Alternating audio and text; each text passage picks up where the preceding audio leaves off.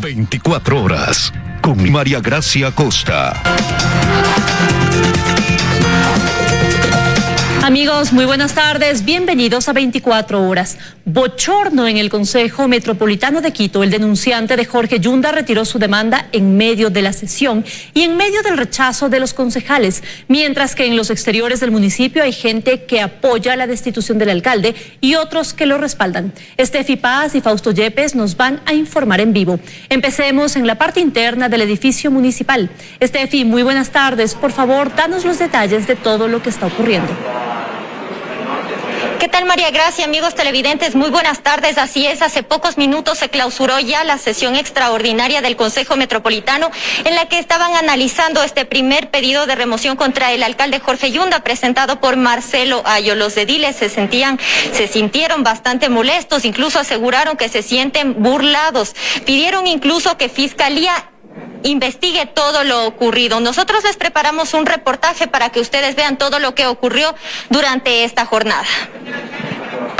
La sesión del Consejo Metropolitano para analizar el pedido de remoción contra el alcalde Jorge Yunda dio un giro inesperado cuando Marcelo Ayo, representante del colectivo Quito Unido, decidió retirarse del proceso. Que no estoy de acuerdo en ventilar este proceso aquí, en el Consejo Metropolitano, que activaremos otros mecanismos.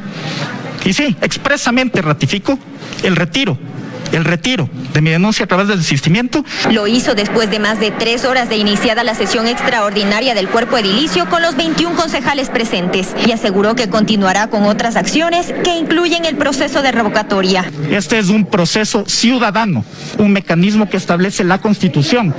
¿Existe o no, señor? No para que se politice esto y sobre la base de los intereses y del rechazo generalizado se termine politizando y se termine negociando al interior del Consejo, incluso ya que en varios medios de comunicación los concejales del bloque de la Revolución Ciudadana anunciaron, no solamente hoy de mañana, desde hace varios días, que votarían en contra. Imagínense lo grave que era que un derecho humano, un derecho político de ejercer el cargo público se vea mermado por este tipo de procedimientos. Y no solo del alcalde, señores, no solo del doctor Jorge Yunda, sino de todas las personas que votaron por él. Los concejales metropolitanos, quienes continuaron con la sesión, se mostraron molestos.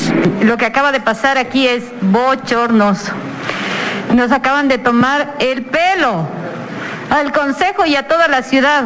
No fueron capaces de defender lo que dicen que han hecho. Miedoso. ¿Cómo sabía cómo íbamos a votar? Brujo.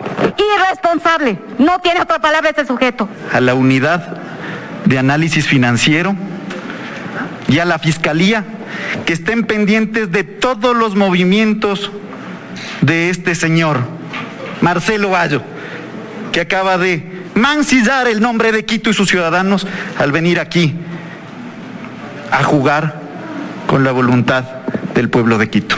Con esto, a las 3:30 de la tarde tienen previsto instalar una nueva sesión extraordinaria del Consejo Metropolitano para analizar el segundo pedido de remoción contra el alcalde Jorge Yunda. En Quito, Estefi Paz, 24 horas. Y el vicealcalde de Quito, Santiago Guarderas, quien presidió esta sesión extraordinaria al ser el alcalde Yunda, la parte denunciada, aseguró que incluso el Consejo Metropolitano analizará acciones legales contra Marcelo Ayo. Precisamente el burgomaestre, pocos minutos después de clausurada la sesión, se pronunció también al respecto en medio del apoyo de comerciantes de mercados que llegaron hasta acá, los interiores del Palacio Municipal, para mostrarles su apoyo. Escuchemos lo que dijo. Bueno, este es un tema meramente político. El señor que acaba de desistir, acuérdense que me demandó en octubre por terrorismo. Terrorismo concibe una persona que se pone bombas en el cuerpo, que tiene una bazuca, que atenta violentamente contra la vida de las otras personas, que pone bombas. Nosotros seguiremos defendiéndonos en derecho, nosotros seguiremos dando nuestras pruebas de descargo. ¿De qué es lo que se me acusa? De una supuesta falta de participación ciudadana que nosotros la hemos hecho con la Asamblea de Quito, que han participado los ciudadanos en la silla vacía. A las 3 3:30 de la tarde se tiene previsto que inicie la segunda sesión extraordinaria del Consejo Metropolitano, en la que se analizará este segundo pedido de remoción contra el alcalde Jorge Yunda. Esta vez presidida o presentada por Alejandra Moreno, quien fue la denunciante también por algunas causales de remoción. En este momento nuestro compañero Fausto Yepes se encuentra en exteriores también. Tomamos contacto con él para que nos cuente cuál es la situación que se vive después de que ya han salido los concejales también. Sabemos que varios colectivos se hicieron un llamado, se autoconvocaron el día de hoy para estar presentes. Fausto, seguimos contigo.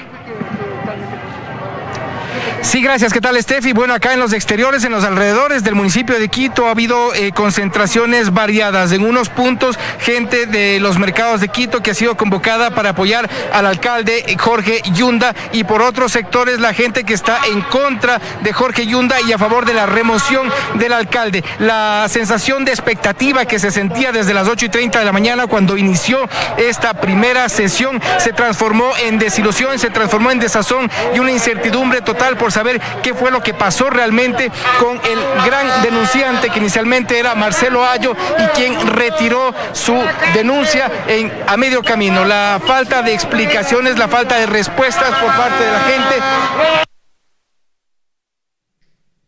Gracias a Fausto Yepes, que nos informaba de la situación desde los exteriores del municipio de Quito. Y ahora, por la información, nos trasladamos hacia Tumbaco, población ubicada al oriente de la ciudad, donde el presidente Guillermo Lasso desarrolla su agenda. El contacto es con Freddy Paredes desde la Unidad Educativa Tumbaco. Hola, Freddy, muy buenas tardes. Por favor, cuéntanos cuáles son las actividades cumplidas por el mandatario. Adelante.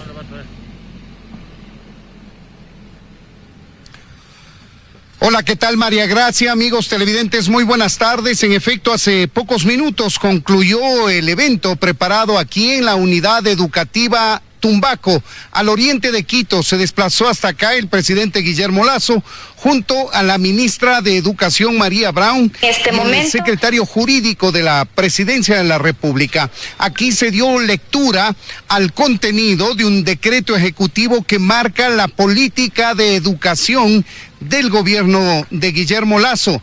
Esta política de educación contiene 5 ejes transversales y 20 acciones que se irán desplegando. Entre otros temas, se revaloriza el papel de los maestros, se busca la tecnologización de la educación, se plantea también la posibilidad de la reapertura de al menos 900 escuelas rurales en todo el país que fueron cerradas en días anteriores. Se impulsa la educación intercultural bilingüe, y dentro del primer eje transversal de esta política general de educación anunciada hoy vía decreto ejecutivo, se establece la posibilidad del regreso progresivo a clases. Ahora mismo nos acompaña la señora ministra de Educación, María Brown, que fue la encargada de anunciar detalles de este regreso a clases. Señora ministra, gracias por atendernos. Usted dijo que son 1.301 establecimientos educativos que han cumplido la normativa correspondiente ante el ministerio para volver a clases el lunes. ¿Qué hace falta para que esto se haga realidad? Como bien mencionas, tenemos 1.301 instituciones educativas a nivel nacional que tienen su plan de retorno paulatino y controlado con medidas de bioseguridad a clases en el régimen sierra y régimen a costa también, es decir, Sierra, Amazonía y costa, esto es a nivel nacional. Ellas ya cuentan con una aprobación tanto del Ministerio de Educación como del COE nacional. Si es que hoy en la tarde en la sesión del COE se aprueba la propuesta que estamos planteando como Ministerio de Educación, estaremos en posibilidad de que esas instituciones educativas regresen a este retorno progresivo, que debemos recalcar y que la comunidad entienda que es voluntario. No vamos a obligar a ninguna familia a enviar a sus hijos a la presencialidad si es que ellos no lo consideran pertinente. Siempre tendrán una alternativa de continuar con la educación en casa. Estas instituciones educativas son inicial, escolar y educación media. La propuesta que será presentada al COE incluye la educación inicial desde el subnivel que corresponde al Ministerio de Educación hasta bachillerato. depende de la institución educativa, tiene oferta completa o no. También en la reforma, en la propuesta que se presentará al COE hoy en la tarde, se contempla el retorno de las universidades. Esto lo revisaremos con el secretario de Educación Superior, Ciencia, Tecnología e Innovación, Alejandro Rivadeneira, quien presentará la propuesta pertinente y esperamos tener buenas noticias para el Ecuador. Pues bien, queremos agradecer a la ministra de Educación, María Brown. Ahí tienen ustedes la información. Resta una aprobación adicional del COE nacional para que estas 1.301 escuelas, colegios, regresen a clases el próximo día lunes. Esto es lo que firmó mediante decreto el presidente Guillermo Lasso en el marco de una política de educación general que imprimirá su gobierno. Más temprano, el presidente Lasso hizo una visita al mercado de La Carolina, al mercado de Iñaquito, compartió brevemente con las vendedoras de ese mercado y reafirmó algunos compromisos de campaña. Veamos a continuación en el siguiente informe. Se revivieron imágenes de campaña. Guillermo Lasso volvió al mercado de La Carolina, más conocido como Iñaquito, 9 días después de asumir el cargo, para agradecer por su apoyo a las vendedoras y reiterarles que pronto se materializará su ofrecimiento de entregar crédito productivo a bajo interés. Crédito al 1% desde el Banco Nacional de Fomento. Lasso, junto a su esposa y al ministro de Gobierno, recorrió el mercado, conversó brevemente con las vendedoras y con algunos clientes que le hablaron de la corrupción en el sector judicial. Hoy de tarde tengo reunión de Consejo de Seguridad Nacional y ahí lo voy a ver al presidente de la Corte Nacional de Justicia y le voy a decir a nombre de ustedes que limpie la justicia de una vez por todas para que no haya corrupción en la justicia. Finalmente, el presidente hizo un recuento de su oferta de campaña en torno al acceso a las universidades y anunció el envío del proyecto de reforma a la Ley de Educación Superior. En máximos 30 días enviaré a la Asamblea Nacional el proyecto de ley para que ellos la atiendan breve, para que así los jóvenes puedan tener más oportunidades de estudios. El acto fue corto y sencillo, de conversación directa con el presidente. La primera dama, que se limita a acompañar a su esposo, hoy pidió la palabra. Estamos empezando este gobierno de Guillermo Lasso y yo creo que es importante pensar en el Ecuador y pensar en que necesitamos unirnos y esperar un tiempo para que todo se vaya dando como debe irse dando. Así concluyó la visita del presidente Lasso al mercado de Iñaquito, en donde dijeron es el primer candidato que regresa de presidente a los pocos días de su posesión. En Quito, Freddy Paredes, 24 horas. Revisamos otros temas. 6 personas fueron detenidas por presunto peculado en la compra de insumos médicos en el Hospital Teodoro Maldonado Carbo de Guayaquil. El perjuicio a la Casa de Salud supera el $1.000.000.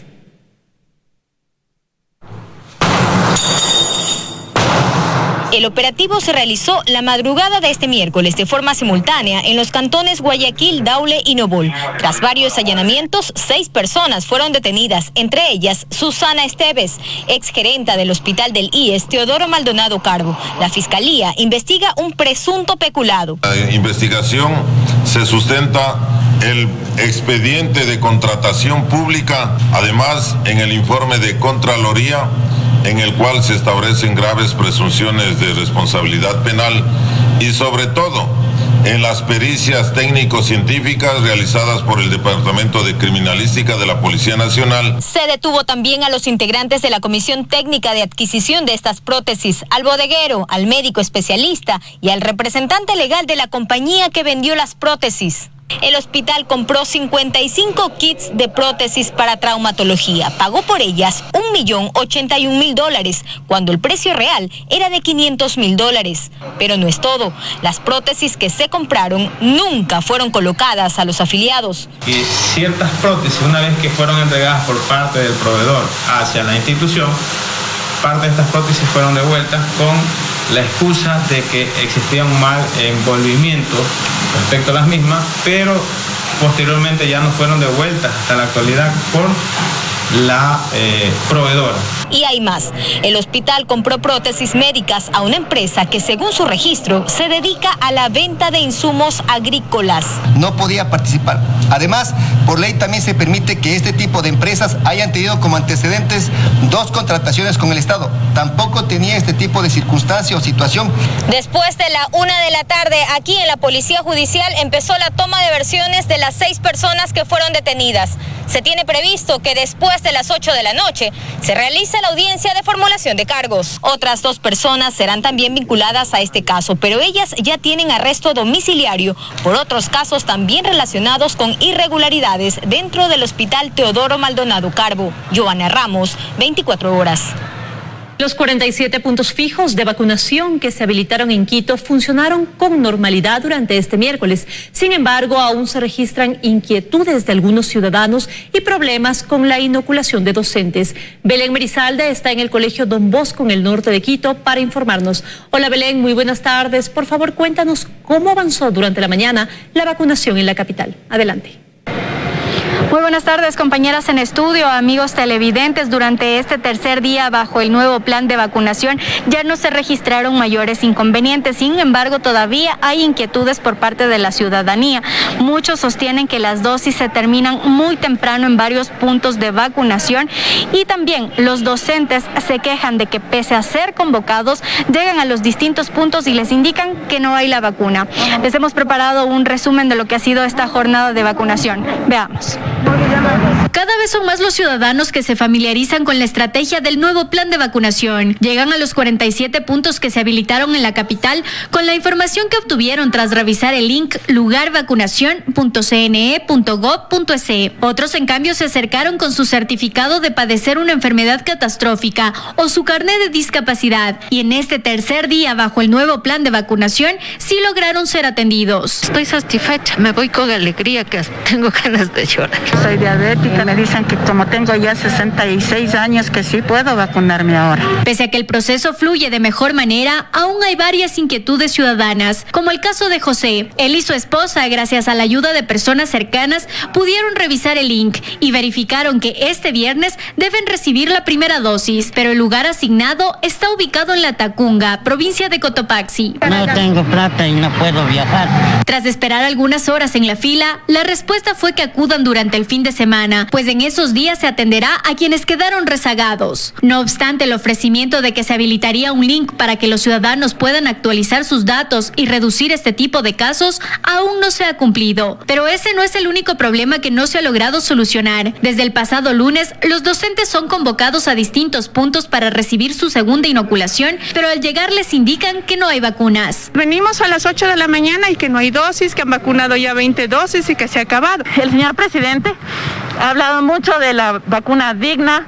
¿Qué es esto de dignidad? Nos agendan, estamos agendados con el CNE. Venimos a donde nos toca, a la hora que nos toca.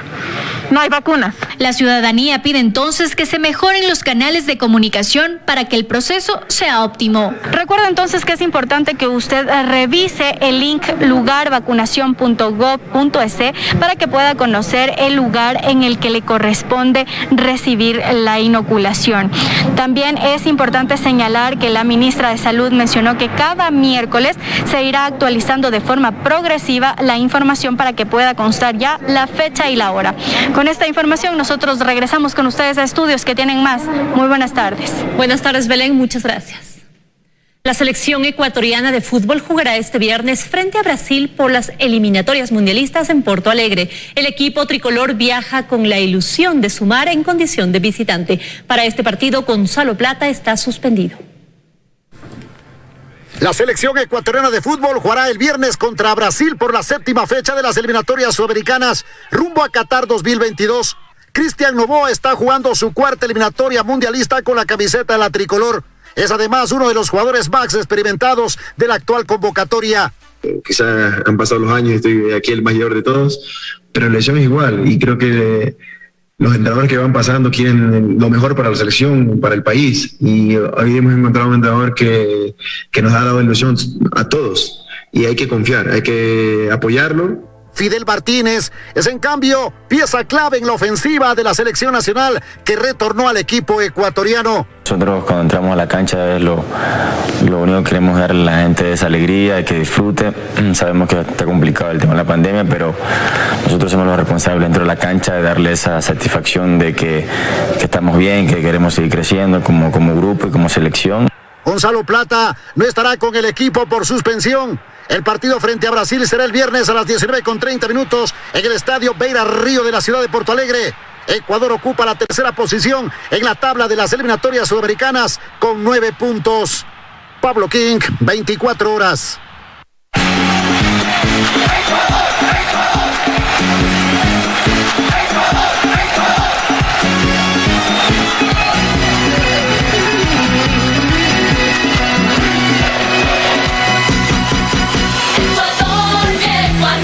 El Procurador General del Estado anunció el inicio de acciones de repetición en contra de los funcionarios responsables. El Procurador General del Estado informó una más de las derrotas en cortes internacionales producto de decisiones de los últimos 15 años. Esta con la petrolera francesa Perenco significa un millonario pago para el Estado ecuatoriano, en total $374,3 millones, más intereses. Es una decisión definitiva y no está sujeta a ningún tipo de apelación, de modo que al Estado ecuatoriano le corresponde proceder a pagar. En un plazo de 60 días. Hemos tomado ya contacto con los abogados de la compañía Perenco a efectos de proponer un plan de pagos. Inició en 2006 cuando se aprobó una ley mediante la cual la participación de ingresos subió al 50%, pero fue en octubre del 2007 cuando mediante decreto ejecutivo 662 firmado por Rafael Correa inició el incumplimiento de contratos y tratados al reformar el reglamento a la ley de hidrocarburos para tomar el 99% de los ingresos extra. Las acciones de repetición iniciarán pronto contra exfuncionarios que afectaron los intereses del país. Los asambleístas de la época y quien propuso el proyecto de ley, el ministro del ramo y el presidente de la República de la época, que es quien firma el decreto ejecutivo. Este es el caso del expresidente Rafael Correa, que en su momento minimizó los hechos. Estoy dispuesto a ir hasta las últimas consecuencias con Perenco. No vamos a permitir que tan transnacionales nos sigan tratando como colonia. Entendiendo la línea de tiempo, el 4 de septiembre de 2002 la petrolera francesa Perenco firmó 2 contratos con el Estado ecuatoriano para la exploración y explotación del campo 21 y modificaciones del contrato del bloque 7. Las reglas de juego cambiaron cuando se expide la ley 42 y mediante decreto ejecutivo 662 se modifica el reglamento y cambia el rubro de participación en 99% a favor del Estado mediante la ley de impuestos a las ganancias extraordinarias del crudo. El 12 de abril de 2008 el Ejecutivo suspendió toda negociación futura y el 30 de abril de 2008 Perenco presentó una solicitud de arbitraje contra el Ecuador. El 14 de febrero de 2009 Ecuador anunció el inicio de medidas coactivas en contra del consorcio Perenco. Y el 3 de marzo de 2009, un juez ordena incautar la producción y embarque del crudo proveniente del bloque 21. El 12 de septiembre de 2014, el CIADI admitió el reclamo por incumplimiento del estándar de trato justo y equitativo del Tratado Bilateral de Protección de Inversiones entre Ecuador y Francia. En Quito, María Gracia Acosta, 24 horas. La Comisión de Desarrollo Económico de la Asamblea aprueba un exhorto para que el Ejecutivo elimine el cobro del 2% a los microemprendedores. La Comisión de Desarrollo Económico de la Asamblea se estrenó con la comparecencia de la directora del SRI. Fue llamada para que explique sobre el cobro del 2% de impuestos a los microempresarios, pues este punto, según Vilma Andrade, ha generado reclamos por parte de los ciudadanos. Se ha aplicado sin considerar los principios de progresividad y los criterios de justicia tributaria y de capacidad contributiva. Marisol Andrade señaló que el SRI solo cumple con la ley de simplificación aprobada en diciembre de 2019. En la resolución yo no puedo cambiar una tarifa, no puedo excluir, no puedo establecer una base mínima desde la cual se empiece a pagar. Somos muy conscientes de la realidad, pero también estamos sujetos a la aplicación de la ley como una de nuestras facultades. Según Andrade, el SRI en el 2020 recaudó $76 millones de 660,000 microempresarios que hicieron la declaración del 2%. De esos 76 millones que está reportado en nuestras bases, alrededor de 13 millones están en facilidades de pago. Son aquellos contribuyentes que declararon, pero necesitaban un tiempo mayor y pidieron facilidades de pago. Los legisladores hicieron referencia al catastro que se toma en cuenta para este cobro. 500 contribuyentes adeudan al fisco 1.535 millones. ¿Por qué incidir de una manera tan excesiva y fuerte a los microempresarios cuando tenemos grandes contribuyentes que adeudan al fisco? 500 grandes contribuyentes, absolutamente todos esos contribuyentes tienen juicio coactivo. Se aprobó por unanimidad un exhorto al presidente de la República para la eliminación del impuesto del 2%. En Quito, Andrea Samaniego, 24 horas.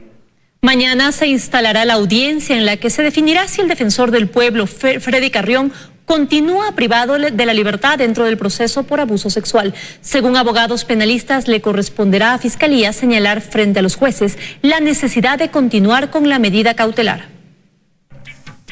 Han transcurrido 16 días desde que estas imágenes alarmaron a la ciudadanía. En medio de un estado de excepción, el defensor del pueblo, Freddy Carrión, protagonizó un altercado que terminó por llevarlo a prisión preventiva. Este jueves, esta medida cautelar dentro del proceso que investiga el delito de abuso sexual entrará en análisis y serán los jueces nacionales Felipe Córdoba, Byron Guillén y Luis Rivera los que determinarán si sustituyen o ratifican esta medida cautelar. Aquí lo que se tendrá que ver es si se justifica que siga en la cárcel mientras se lleva adelante el proceso. Según los primeros indicios recabados dentro de esta instrucción fiscal y de acuerdo a lo relatado por la víctima, mientras el exministro de Salud Mauro Falconi se encontraba en el baño, el defensor del pueblo Freddy Carrión se habría acercado de forma sorpresiva a ella. Del susto se cayó al piso y se golpeó la cabeza. Al recobrar la conciencia vio a Carrión encima suyo. Al pedir auxilio fue arrastrada y jalada del cabello. El examen médico legal determinó lesiones en los brazos, antebrazos y en el cuello por acción de presión,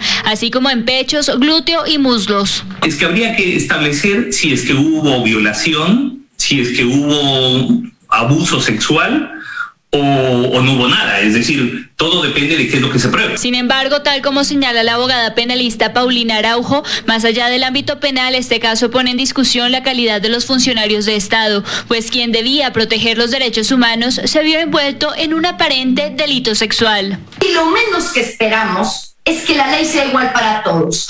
Por más autoridad que sea, si se cometió un delito tendrá que responder. Y al ser autoridad, debe saber que se somete al escrutinio público. En Quito, Daniela Valencia, 24 horas. La Fiscalía solicita prisión preventiva para el fiscal del Guayas, Luis Machado, por fraude procesal al no acusar al líder de una banda de sicarios en Guayaquil. Contra Machado existe otra denuncia por extorsión, fraude procesal y varias quejas administrativas. La audiencia está suspendida. La Fiscalía acusando a uno de los suyos. Eso fue lo que se vio la mañana de este miércoles en una de las salas del cuartel Modelo en Guayaquil. La fiscal del Guayas pidió prisión preventiva para el fiscal Luis Alberto Machado Sánchez. Ahora él podría ir a la cárcel, pero no pasará lo mismo con Antonio Benjamín Camacho Pacheco, alias Ben 10, quien sería líder de la banda de sicarios Chone Killers y supuesto responsable de al menos 8 asesinatos en Durán, a favor de quien Machado emitió un dictamen abstentivo y está libre. Que sí habían los elementos necesarios para emitir una acusación fiscal. La Fiscalía dice que investiga de oficio la actuación del fiscal, pero lo cierto es que antes este caso llamó la atención de los medios de comunicación, quienes lo publicaron. Definitivamente nosotros, dentro de la fase preprocesal, investigación previa, consideramos que existen elementos varios para proceder con la nueva etapa. Ahora se conoce más cosas sospechosas detrás de la actuación de Machado, como ha ocurrido antes. La fiscal titular, en este caso Laura Chacón, tomó vacaciones. Según la fiscal del Guayas, el dictamen de ella era acusatorio, pero quien sustentó la audiencia fue Machado, absolviendo a Ben 10 y a otras 2 personas, pese a llamadas telefónicas donde ordenaban muertes y al dinero del pago de los sicarios. Y tanto es así que va un proyecto de dictamen a la unidad de gestión de audiencias donde el criterio es acusatorio. Pero esta no es la primera vez que la Fiscalía investiga a Machado. Según el portal de la propia entidad,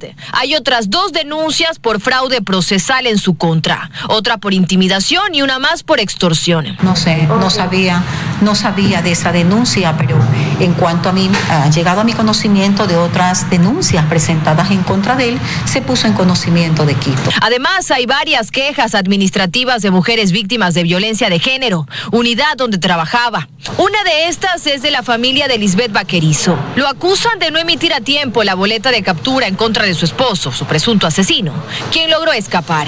Entre mayo y diciembre se han presentado 260 denuncias por sospechosas actuaciones en la Fiscalía. La mayoría, 102, en Guayas, 93 de ellas relacionadas con actos de corrupción. A esto se suma otras 135 denuncias del sistema de gestión documental, 33 por presuntos actos de corrupción dentro de la Fiscalía.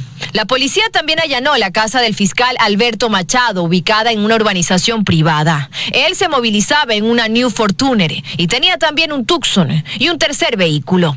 Dayana Monroy, 24 horas. Con la presencia de algunas autoridades y la ausencia de otras, se instaló este miércoles en Guayaquil una mesa de seguridad. La reunión fue presidida por el recién posesionado gobernador del Guayas, Vicente Tayano. Carlos Acoto informa.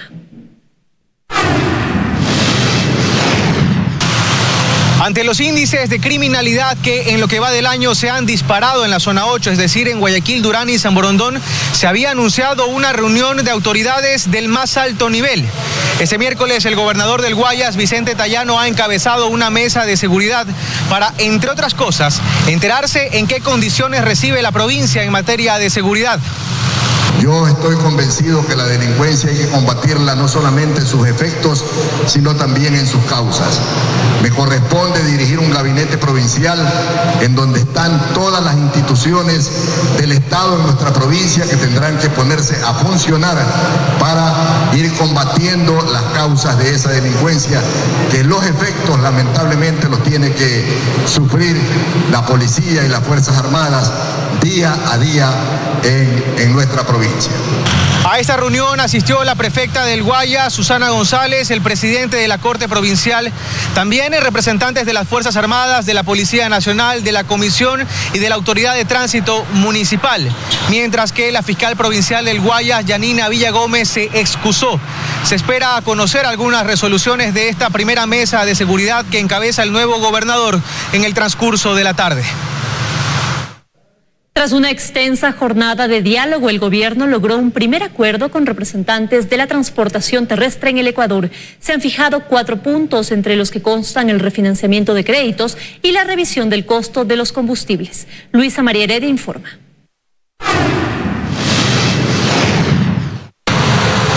Se logró ya un acuerdo preliminar entre el gobierno central y los transportistas, quienes en reiteradas ocasiones han manifestado, incluso con paralizaciones y cierres de vías, su rechazo al incremento del costo de los combustibles. Cerca de la medianoche de ayer, en las dependencias del Ministerio de Transporte y Obras Públicas en Quito, culminó la larga sesión de trabajo con dirigentes de la transportación de todo el Ecuador. Una sesión en donde estuvieron presentes el ministro de Gobierno, César Monge, y el viceministro de Gobernabilidad, Homero Castanier, además el ministro de Transporte, Marcelo Cabrera, y en la que se llegó a este acuerdo que consta de 4 puntos. El primero, según detalló el viceministro Castanier, consiste en incluir a los transportistas en el cronograma de vacunación contra el COVID-19 debido a su grado de exposición y por considerarlos parte de los sectores estratégicos. El segundo, en cambio, es el refinanciamiento de los créditos adquiridos por los propietarios de los automotores, pues existen, por ejemplo, cerca de 15.000 transportistas escolares que llevan casi año y medio sin trabajar y por tanto no pueden costear las cuotas mensuales fijadas por las instituciones financieras. El tercer punto se refiere a las reformas a la ley de tránsito, un tema sobre el que el presidente tiene tiene pendiente pronunciarse tras la aprobación de la norma en la Asamblea. En el cuarto punto consta el tema más difícil, el de los costos de los combustibles. El pedido concreto es derogar el decreto de liberalización del precio de los combustibles y focalizar el subsidio del diésel. Se ha quedado en hacer mesas de trabajo. El presidente de la República ha comprometido la apertura de recibirles a los transportistas en el Palacio de Gobierno y empezar a trabajar en estos temas. Pueden ser muy amplias las necesidades, pero ya el primer consenso se llegó y esos 4 puntos son los que vamos a trabajar. Esto mientras en Guayaquil se cumplen ya 13 días de paralización parcial del servicio, lo que ha llevado a quienes habitan en la ciudad a vivir un verdadero calvario todas las tardes y hasta quintuplicar el gasto diario en pasajes para poder trabajar y retornar a sus hogares.